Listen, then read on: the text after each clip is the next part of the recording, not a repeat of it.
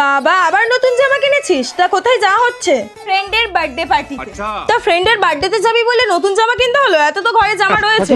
আমার প্রত্যেকটা পুরনো ড্রেস পরে অলরেডি ফটো তোলা হয়ে গেছে। টাকা বেশি হয়েছে?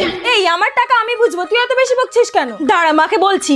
মা, আচ্ছা দিদি সরি প্লিজ মাকে বলিস না, তোকে এই ড্রেসটা আমি একবার পরতে দেবো। ঠিক আছে তাহলে মাকে বলবো না। बाल बाल बच गया रे देवा। এই বোন দেখ, তুই আগে এইরকম ফেসে মেকআপ করতিস না?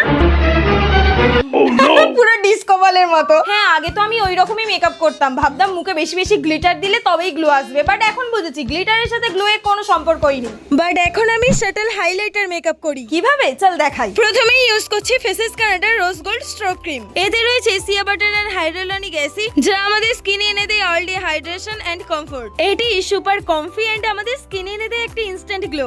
এরপর ইউজ করছি faces Canada 3-in-1 hydromatte foundation. ফাউন্ডেশনের সাথে স্ট্রোক ক্রিম মিশিয়ে ফেসে অ্যাপ্লাই করলাম। এতে রয়েছে একসাথে 3-in-1 foundation plus SPF 30 plus moisturiser. Buildable কভারেজের সাথে সাথে 24 আওয়ার হাইড্রেশন দেয় এন্ড এটি সুপার কমফি। এরপর ইউজ করছি faces Canada comfy matte wow lipstick. এর শেডটা হলো কোকো ক্রাশ। এটি long lasting, transfer proof, light weight, comfortable and super comfy. মাত্র 299 টাকা।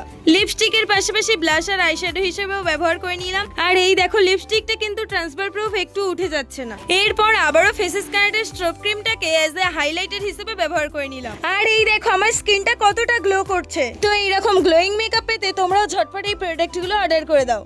প্রোডাক্টগুলো আমি ট্যাগ করে দিয়েছি সব from any of your favourite beauty website.